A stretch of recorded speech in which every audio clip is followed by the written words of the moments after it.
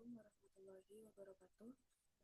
Nama saya Natani Waraninti Alianti dengan NIM A52 akan mempresentasikan tugas akhir dari metodologi penelitian tentang pengelolaan limbah medis padat RSUD Dr. Gunawan Mangunkusumo dengan dosen pengampu Ibu Dr. Anina Priharyanti SPSI dan Ibu Rifatunisa S. Lut MSI PhD.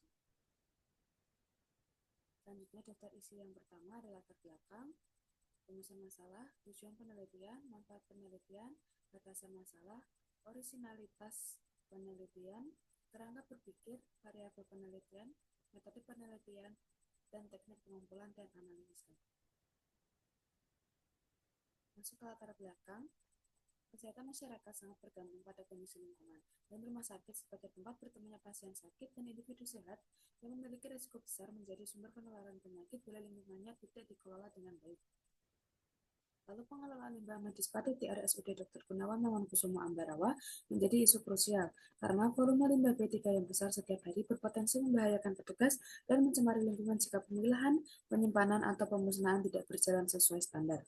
Kemudian, kepatuhan terhadap regulasi sering terhambat oleh kelemahan sistemik seperti kurangnya anggaran, minimnya pelatihan, dan tidak adanya struktur tata kelola yang jelas sehingga standar pengelolaan limbah sulit diterapkan secara menyeluruh.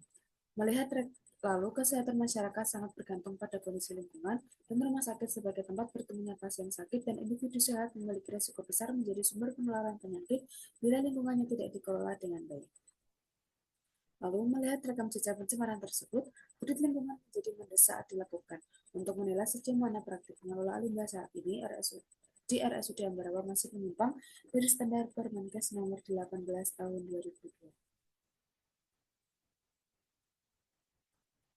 Masuk ke rumusan masalah yang pertama, bagaimana efektivitas kepatuhan operasional di RSUD Dr. Gunawan Mangunkusumo Ambarawa dalam memitigasi risiko kebocoran atau pembuangan ilegal limbah B3 yang berpotensi menyebabkan pencemaran lingkungan seperti yang terjadi pada kasus 2018. Yang kedua, sejauh mana faktor input, yaitu alokasi anggaran dan kualitas pelatihan SDM, dan outputnya, yaitu sistem pencatatan logistik limbah dan pelaporan. Mendukung akuntabilitas sistem pengelolaan limbah untuk mengatasi kelemahan tata kelola yang terindikasi dari insiden pencemaran dan memperkuat komitmen manajemen pasca kasus tersebut. Kemudian tujuan penelitian yang pertama, menganalisis dan mengevaluasi tingkat kepatuhan operasional RSUD Dr. Gunawan Mangunkusumo terhadap Permenkes nomor 18 tahun 2020, khususnya pada proses pemilahan, pewadahan, dan kesesuaian penyimpanan B3, guna mengidentifikasi titik-titik kegagalan yang dapat menyebabkan pelepasan limbah ke lingkungan. Yang kedua, mengevaluasi faktor tata kelola internal yaitu anggaran, SDM, dan pencatatan, dan merumuskan rekomendasi perbaikan sistem yang spesifik dan terperinci untuk meningkatkan akuntabilitas, pengawasan, dan kontrol manajemen, sehingga menjamin pencegahan berkelanjutan terhadap risiko pencemaran lingkungan di masa depan. Selanjutnya, manfaat penelitian yang pertama, memberikan hasil analisis dan evaluasi yang terperinci mengenai tingkat kepatuhan saat ini terhadap Permenkes nomor 18 tahun 2020. Ini secara spesifik mengidentifikasi titik-titik kegagalan seperti dalam proses pemilahan, pewadahan, dan penyimpanan B3 yang harus segera diperbaiki untuk menutup celah kebocoran atau pembuangan ilegal limbah.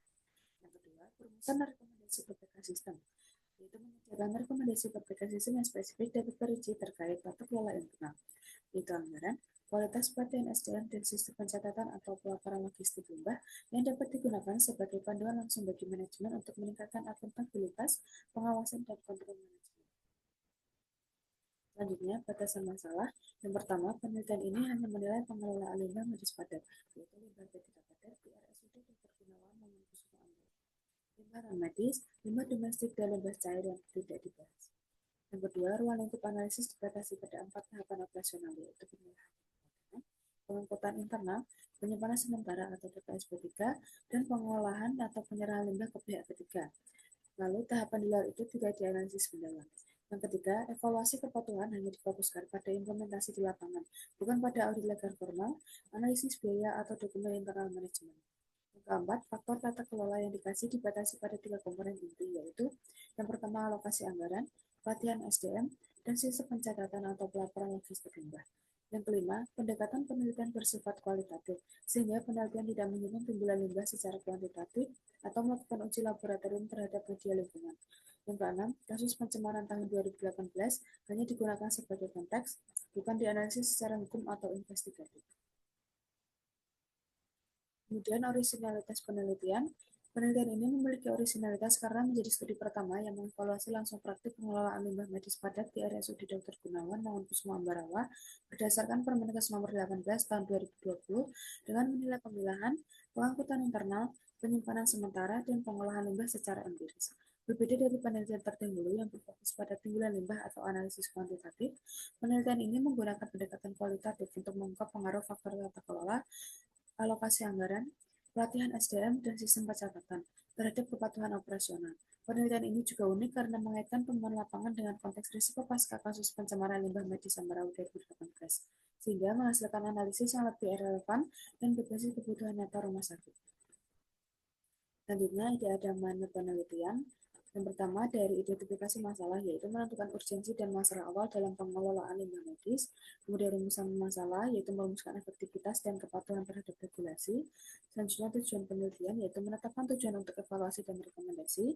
Selanjutnya, konsep limbah medis, yaitu mendefinisikan dan mengklasifikasikan limbah medis.